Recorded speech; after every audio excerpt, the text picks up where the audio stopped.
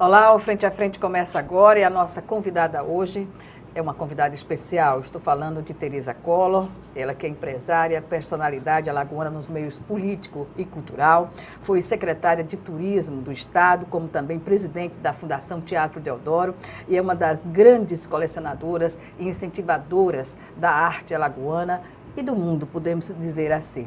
A Tereza está, inclusive, retomando um projeto que dá sequência a uma publicação de um livro de arte intitulado Alagoas, um Olhar, que foi lançado em 2010. E essa segunda edição, ela resolveu voltar a Alagoas no sentido de percorrer todo o estado, garimpando essas informações, imagens, enfim.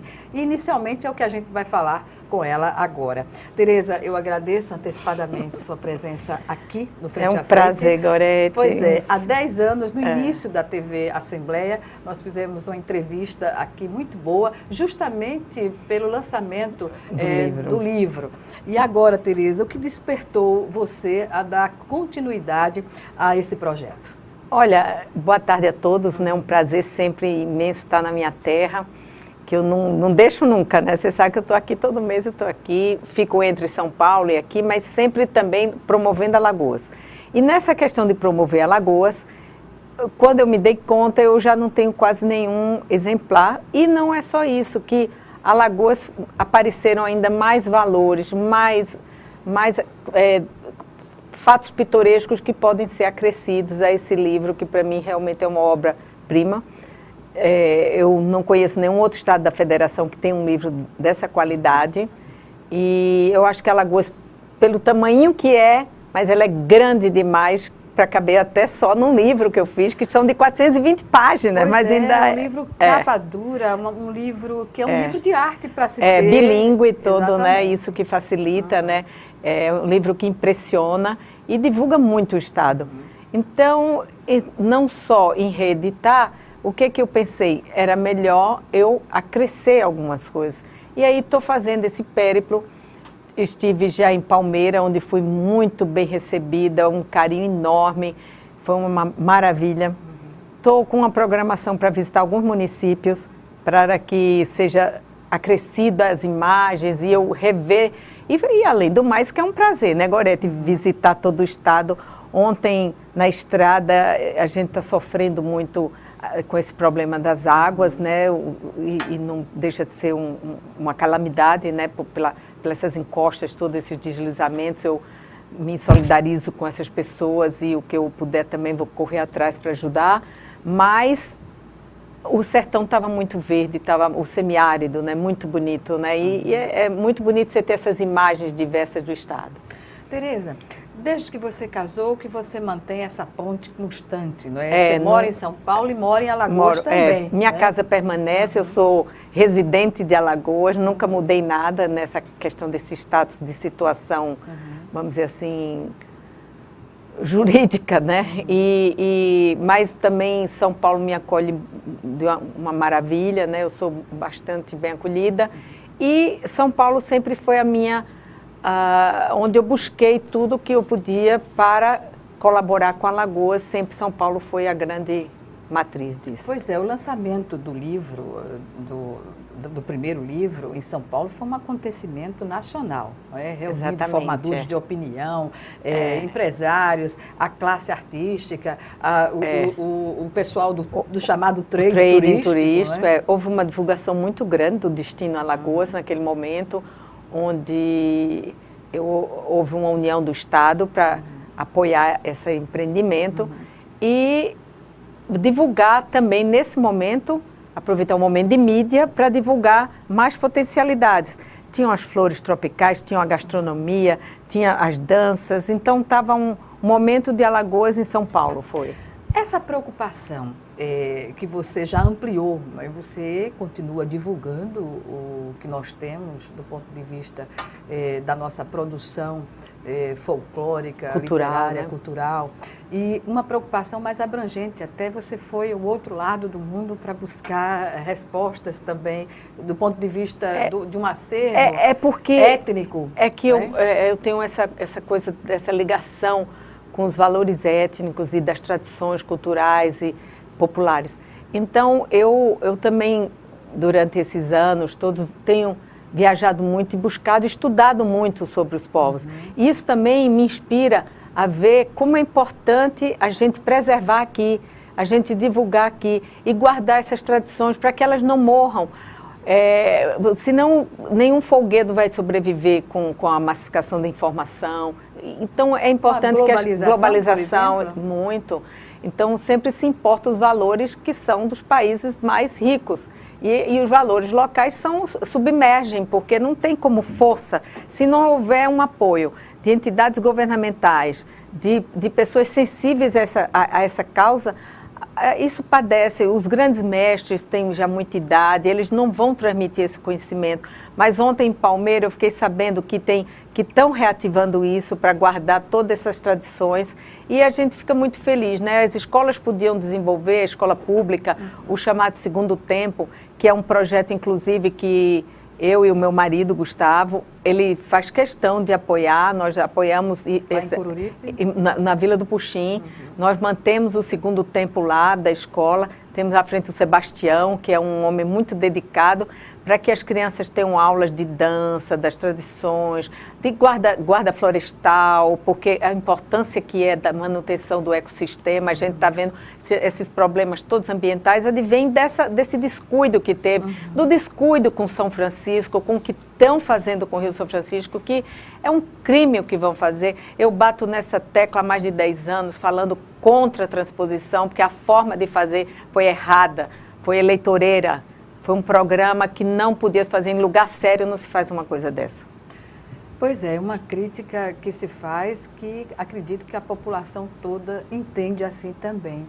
Essa preocupação ambiental, Teresa, como você adquiriu? Na época que você era secretária de turismo aqui em Alagoas, você fazia campanhas de preservação, inclusive do peixe-boi marinho, que teve gravei filmes, nacional, né, para o Fantástico, gravei. E, inclusive, quando eu casei, o projeto Peixe-Boi me mandou um peixe-boi de pelúcia, assim, bem bonitinho, muito fofo que eu tenho. E eu sempre fui tocada por isso e isso me comove muito, porque você vê a devastação, e você está vendo, não precisa esperar uma geração, duas, para ver o que vai suceder com tudo isso que foi feito ao longo dos séculos, né? E ainda assim a população não é sensível de uma maneira, vamos dizer, não estou generalizando toda a população, mas em grande maioria ainda não tem a sensibilidade da importância. Por outro lado, ainda há, no geral, digamos assim, um entendimento equivocado sobre o artesanato, a cultura que a gente produz do ponto de vista da organização social, não é? De ser no Nordeste, de haver um artesanato pobre. E não é bem isso, não é, Teresa? Não, nós temos, inclusive, eu fui a uma feira grande que aconteceu o ano passado no Sebrae, promovida pelo Sebrae, mas em Pernambuco, naquele centro de convenções, e o artesanato mais bonito que tinha lá, mais valorizado, era o de Alagoas. Os grandes artesãos, eu acho que nós temos, como eu volto a falar, principalmente pelo tamanho do estado, uma qualidade de artesanato muito bonita.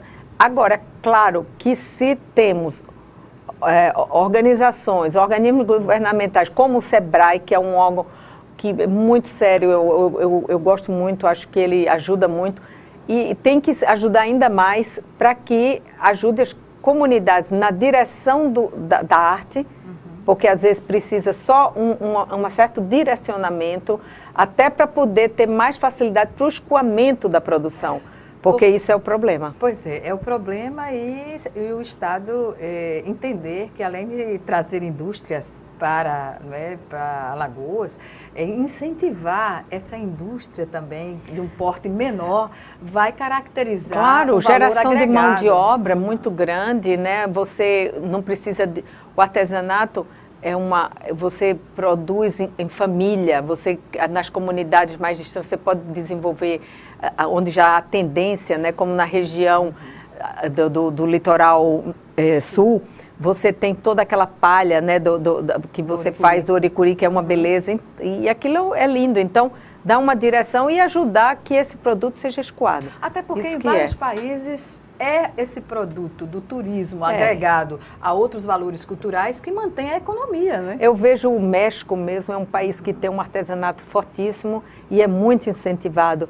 E isso, claro, é uma geração de empregos enorme. E o estado de Alagoas, voltando a falar, que tem uma qualidade de matéria-prima que pode gerar um bonito artesanato, que já gera, como também aqui nós temos uma área de cerâmica, um grupo muito bacana em Capela, tem um pessoal do Boca da Mata com madeira, né? Mas, por exemplo, os santeiros que eram em Penedo está se acabando. Não tem mais. Então, já quando eu fiz o livro, só existia uma pessoa. Então, essa dificuldade que tem que haver um incentivo dos órgãos públicos. E nesse momento que Alagoas está numa crise muito grande na sua indústria, né? O processo de industrialização ainda não é algo consolidado aqui no estado. Nós temos problema em todo lado. O turismo. Não estaria se investindo menos na vocação natural do estado? Eu acho que a vocação maior do estado de Alagoas é o turismo. Eu sempre achei, não é? Eu sou suspeita porque eu estive na pasta do turismo, mas é lógico, agora o turismo não anda só. O turismo ele tem que estar abraçado de mãos dadas com a infraestrutura. Não adianta querer fazer turismo sem ter lugar para colocar o lixo, sem ter saneamento. Você vai trazer o turista uma vez, né? A conscientização disso tudo é muito importante. As estradas, isso até de uma certa forma melhorou do que o período que eu estive na pasta. Mas você precisa ter infraestrutura, a energia. Temos uma energia muito oscilante, então quem vai se implantar aqui? Não pode ter um hotel que falta luz, né? Vamos dizer, a Barra de São Miguel carece de problema energético durante a autoestação. Litoral Norte também. Litoral Norte também, e saneamento naquilo tudo. Então, não adianta. E aí, o que é que acontece? Você destrói o destino. Aquele destino que era muito promissor, quando vem o turista, ele multiplica com uma ação negativa. Porque quando acontece isso, não se retorna, Alagoas, por mais que se ame o lugar. E Maceió tem essa característica de uma orla belíssima, com praias balneáveis, e que as línguas sujas, não é? Concorrem negativamente para isso realmente, Gorete, é uma questão eu acho, de um atraso.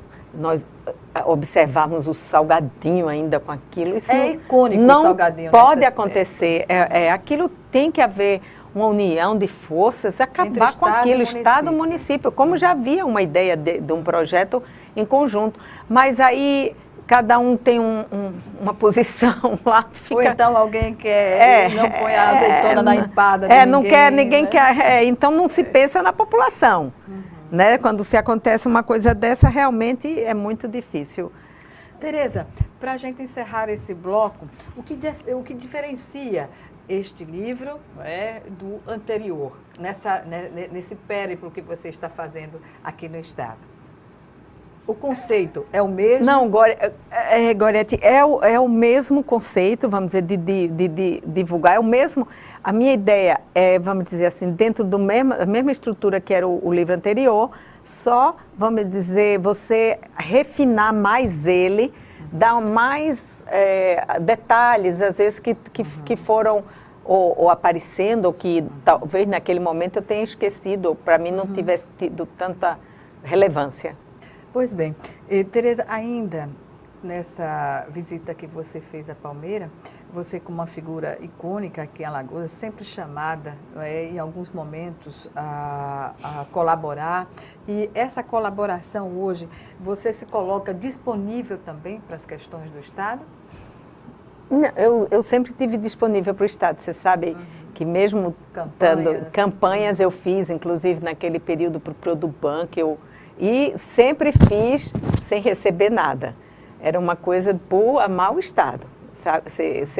Você trabalhou junto comigo, via isso, né, de perto. Então, todas as campanhas, inclusive, que conseguimos nacionalmente, nunca o Estado de Alagoas teve custo. Pois é, a Secretaria de Turismo, à sua época, tinha um custeio de R$ 5.000, que mal dava para pagar as contas de água, luz, telefone. Era R$ 5.000 o orçamento da Secretaria, isso tem documentado. E aí entendeu-se que a Tereza, com o prestígio que tinha à época, e por conta da história da musa com impeachment, né, que ficou para o mundo inteiro, e aí as TVs, as revistas, os jornais a procuravam sempre para fazer declarações, e a gente fez uma coisa que era condicionada. Tudo bem, ela vai dar entrevista. Mas aí teve até um episódio, nós estávamos no Ceará, né, fazendo uma ação de governo lá no estado do Ceará, em Fortaleza, quando a revista Caras procurou a Tereza para falar sobre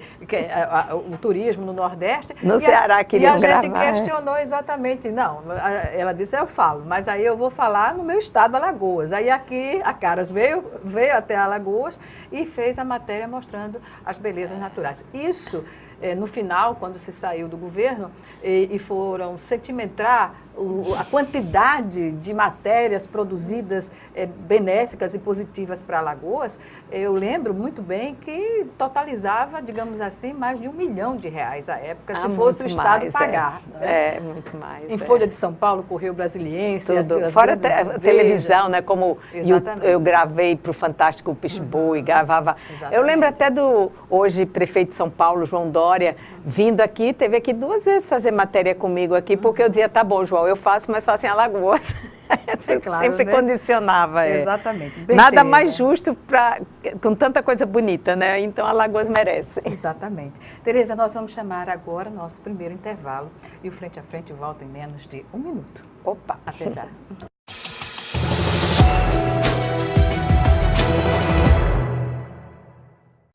Estamos de volta com o Frente a Frente, que hoje recebe Tereza Collor, empresária, personalidade alagoana, tanto no meio político quanto cultural, investidora das artes de Alagoas e do mundo. Tereza, o que temos de bom aqui em Alagoas, no estado, que ainda não foi devidamente explorado, a seu ver?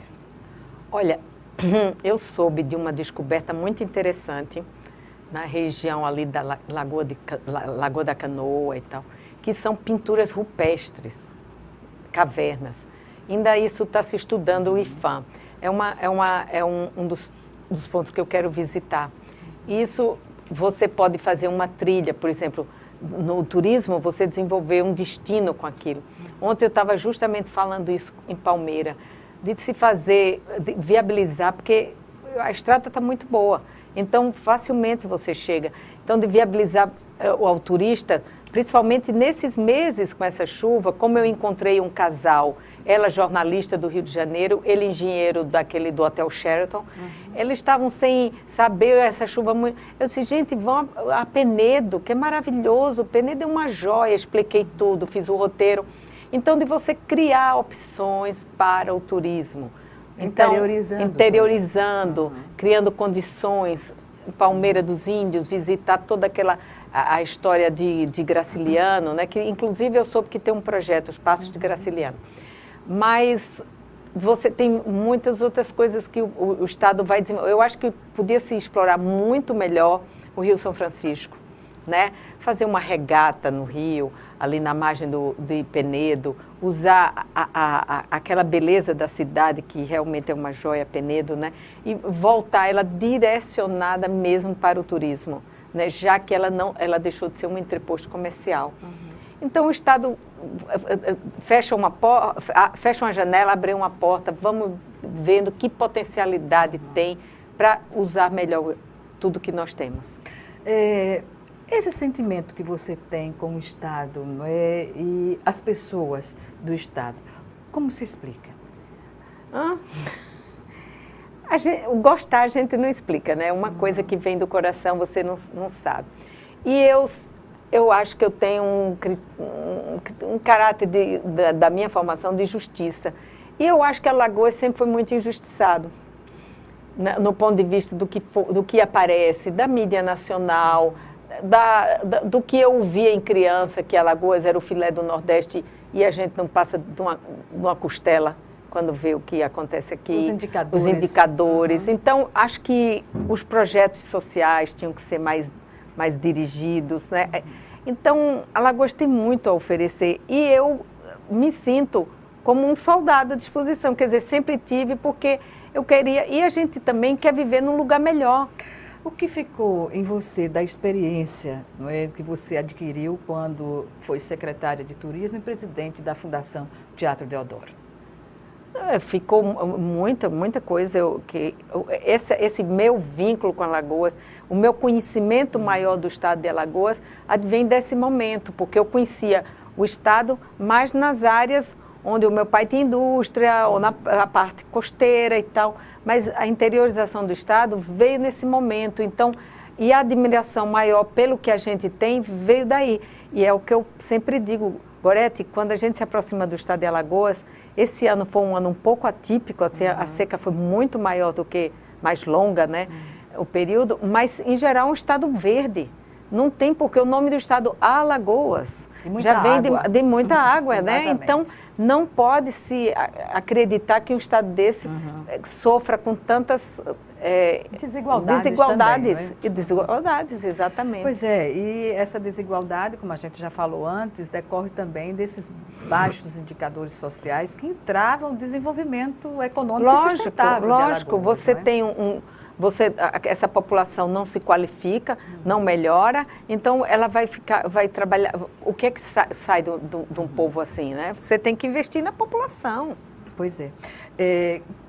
Quando eu entrevistei você aqui pela última vez, da última vez que entrevistei, 2010, você falava da crise que estava ocorrendo no estado.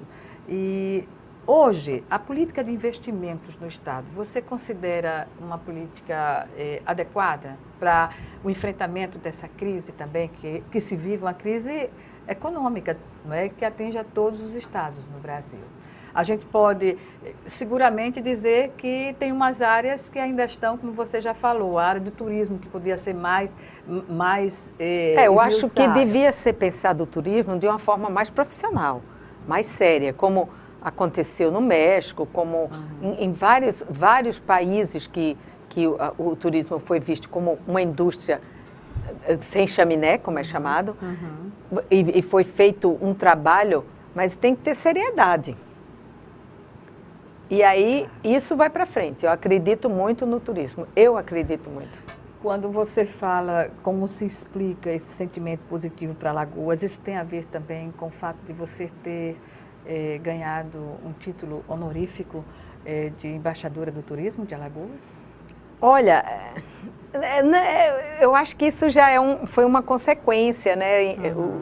Os governos anteriores me deram sempre sempre me consideraram uma embaixadora do estado e tal, mas eu tenho esse sentimento meio inexplicável, tanto que eu não deixo de vir aqui, de estar aqui sempre, e trouxe o meu marido para cá, né? Então ele é investidor aqui, ele, como eu falei, ele acredita, ele ajuda essa comunidade do Puxim lá, todo o time de futebol, deu um ônibus para o pessoal lá, faz um trabalho de coração e ele gosta dessa gente mesmo. Então, é isso que a gente quer trazer e que as pessoas venham para cá, quem quer investir, e que facilite a burocracia, que a burocracia é um grande impedimento. Tem que como a junta comercial fez um trabalho desenvolvido aí foi de uma forma muito eficaz para que se agilizasse a abertura de empresas e tudo. Exatamente. O Estado tem que fazer isso para facilitar o desenvolvimento do Estado. Em outras áreas também, para em outras áreas também. O presidente da Associação Comercial esteve aqui, da Junta Comercial, esteve aqui e falou justamente desses novos mecanismos que facilitam a abertura de empresas. Também sobre a questão com seriedade, né? Vamos dizer, sem desrespeitar regras que precisam ser implantadas, mas sem tanta complicação, porque é o que eu ouço e é o que eu vejo quando vem qualquer empresa para o estado de Alagoas. Tereza, o momento que hoje vive o país, não é? Que leitura você faz do cenário político e econômico do Brasil? a gente ouve, é só o assunto que se ouve, né? Mas é lógico, porque com a dificuldade que se está passando o país de uma forma geral, eu pensei que a postura política mudaria após o impeachment de um presidente, que é uma coisa seríssima, é um marco na história, e a gente pensa que as pessoas que fazem política iam pensar de uma forma mais séria, mas a gente viu que não aconteceu. E é gravíssimo, a falta de seriedade traz com que a fuga de investimentos, aí é uma bola de neve, porque aí sobe o dólar, a bolsa cai, e isso repercute no emprego, o empregador desemprega, todo mundo se segura, não tem fluidez de nada. Então, eu acho que a questão política no Brasil é posta sempre em primeiro planíssimo. Não a questão de o que é o Brasil, o que é o melhor para o Brasil. É sempre a questão de o que é o melhor para a política. Isso é péssimo. Pois é, a questão ética está colocada de uma forma mais impositiva, não? Eu acho que a ética, eu espero que as pessoas se deem conta disso, né?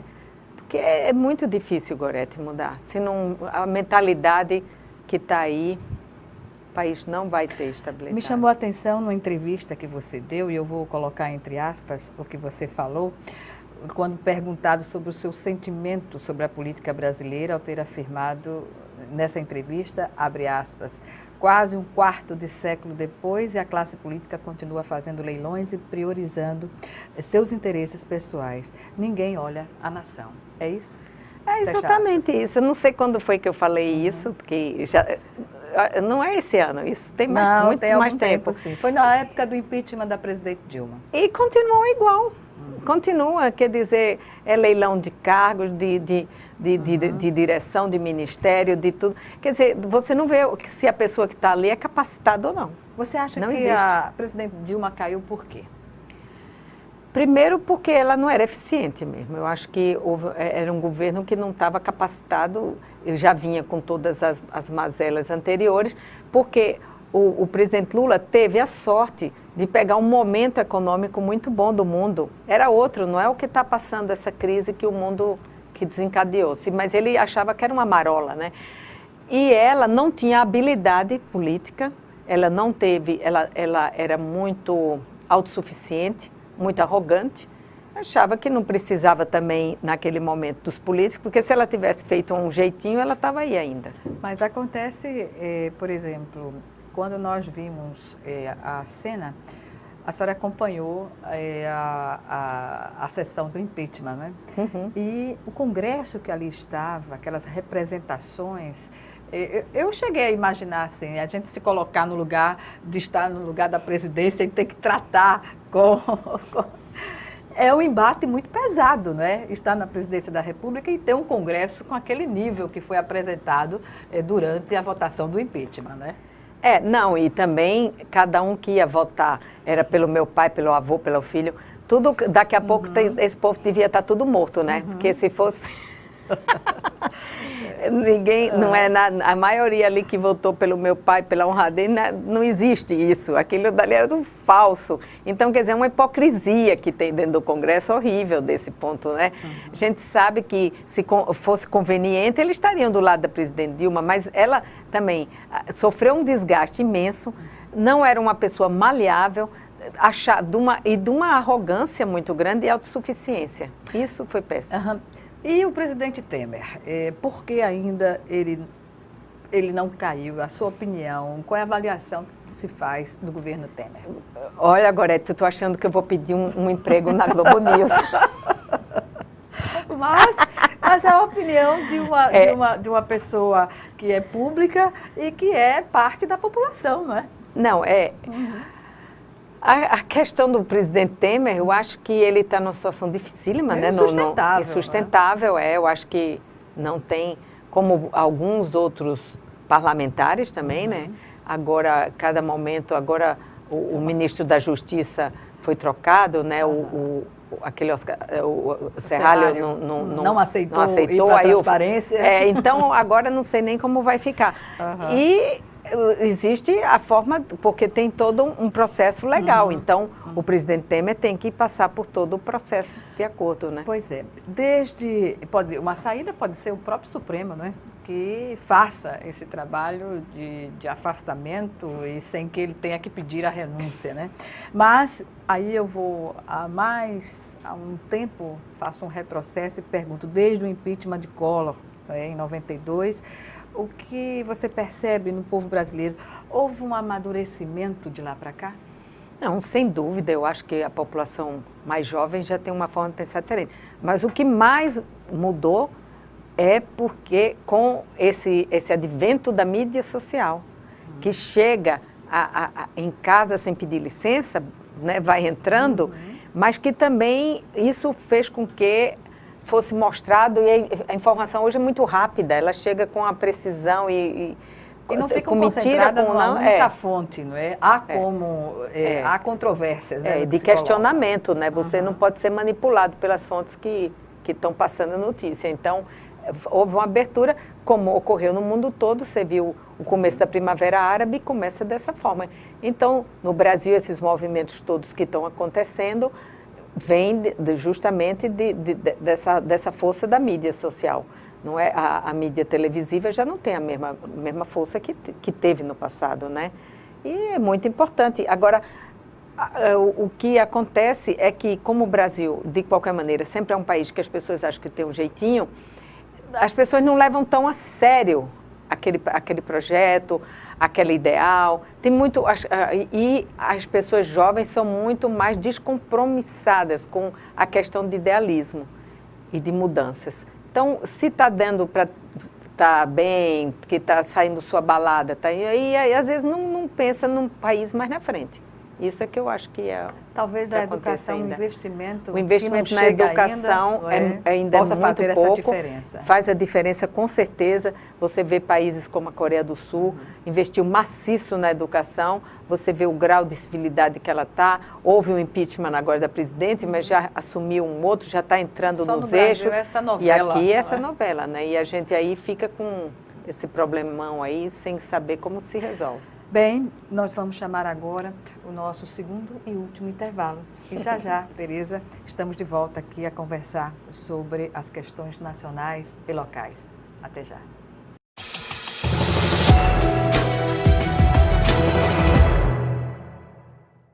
De volta para o último bloco do Frente a Frente, que hoje recebe Tereza Collor. Tereza, o que você me diz sobre a necessidade de uma reforma partidária, política, efetiva no Brasil e não apenas aquelas mini-reformas meio colcha de retalho que a cada 2 anos antes da eleição sempre se promove essa discussão no Congresso. Como você vê? O Brasil hoje tem uma quantidade de partidos mas é isso que diz, ninguém pensa no país, pensa em partido, pensa em tudo isso. O que o Brasil precisaria mesmo era uma mudança na Constituição. Mudança na Constituição, que a Constituição tem várias falhas e eu acho que tinha que se refazer a Constituição. Isso. O que basicamente lhe preocupa essa questão dessa proliferação de pequenos partidos que servem de, digamos assim, para viabilizar candidaturas? Porque, na verdade, quer dizer, ao meu ver, é muito diferente o sentimento de partido no Brasil do que vocês veem como os Estados Unidos. Vocês têm, né, republicanos, democratas, as pessoas têm dentro de si o que significa republicano, o que é democrata. Então, as pessoas têm uma identidade pelo que o partido é. E não pelas pessoas. Aqui são as pessoas, entendeu? Então, tem cada legenda, assim, que você não sabe nem o que é, nem nada, né? Então, é muito complicado essa questão partidária. Eu acho que tinha que ser repensado tudo isso. Pois é. Em tempos de Operação Lava Jato, Caixa 2, o Supremo mesmo, em um momento, chegou a dizer, um dos ministros do Supremo, que existe Caixa 2 e Caixa 2. A reforma política poderia já estar colocada, as formas de arrecadar finanças para as campanhas, mas essa relação das empresas com os políticos e as candidaturas, já se mostrou no Brasil que não é algo Muito bom, né? Mas, olha, Gorete, eu não acho que isso... Seja o problema. Eu acho que isso não vai impedir de haver Caixa 2. Acho que a doação para a campanha na pessoa física, acho que às vezes vai correr até alguns riscos. Eu acho que tinha que ser mais sério a forma de se utilizar o dinheiro e a punição de quem faz o erro. Porque aí é a questão da justiça ser dura mesmo, né? A impunidade é que e abre acabar com precedentes. essa imunidade parlamentar. Isso que tem que acabar. Porque as pessoas fazem isso porque contam que tem essa costa quente. E você está assistindo aí o que acontece e a manifestação do povo, da população, contra isso. E aí eu acho que podia haver doação com transparência, independente de ser empresa ou pessoa física. Isso é o meu pensamento. Porque eu acho que não vai acabar Caixa 2, não vai acabar corrupção, não vai acabar... enquanto tiver essa imunidade, não acaba. Pois é, imunidade parlamentar é para atividades relativas à ação parlamentar dos eleitos e não para justificar crimes que poderiam estar sendo julgados na justiça comum. Né? Justiça comum, exatamente. E dá uma celeridade na justiça, que a justiça também é muito lenta.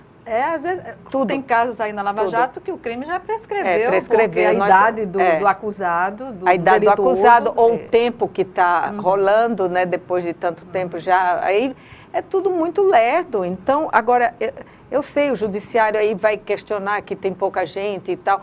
Uma vez nessa campanha que eu estava à frente contra a transposição, que eu sempre fui, inclusive no livro eu já botava uma referência contra a transposição, porque eu sabia que era uma obra de desvio, e era a maior obra do PAC, mas era uma obra de desvio de dinheiro.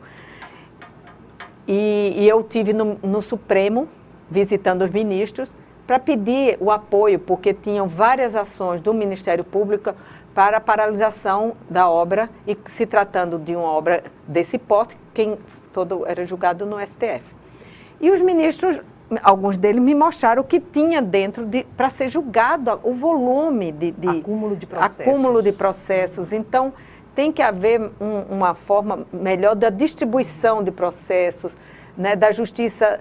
Algumas coisas, agora com essa mudança na Justiça do Trabalho, isso vai facilitar também, porque isso tudo é acúmulo, é burocracia, mas no país, o país fica enganchado, não anda. Reeleição, qual é a sua opinião? Acho que não devia ter. E para o mandato, manteria o tempo de 4 anos ou não, eu acho que eu acho que o cargo executivo deveria, a reeleição deveria ser o mandato de 5 anos. E manteria os 4 para as casas legislativas? Eu não me aprofundei tanto, porque não é minha área, né? Mas isso poderia se ver. Eu acho que era mais fácil se fosse 5 tudo, porque a eleição é uma questão que é muito vultosa, o custo dela para o país. Em todos os sentidos, paralisa o país, esse ano eleitoral, é muito, muito custo. Então, era melhor chegar a um consenso de tudo ser igual. Porque aí acaba com reeleição, porque sempre o segundo mandato é complicado. Para manter uma segunda candidatura, não é? Sempre. E aí reeleição acabou-se. Tereza, ano que vem é ano de eleições, né? E você, a cada eleição em Alagoas, a gente percebe e sabe pelas redes, pelos jornais, sempre há notas colocando o seu nome, sempre é colocado nesse período. Convites já surgiram a você em outros momentos, não é? Como é que você vê essa perspectiva?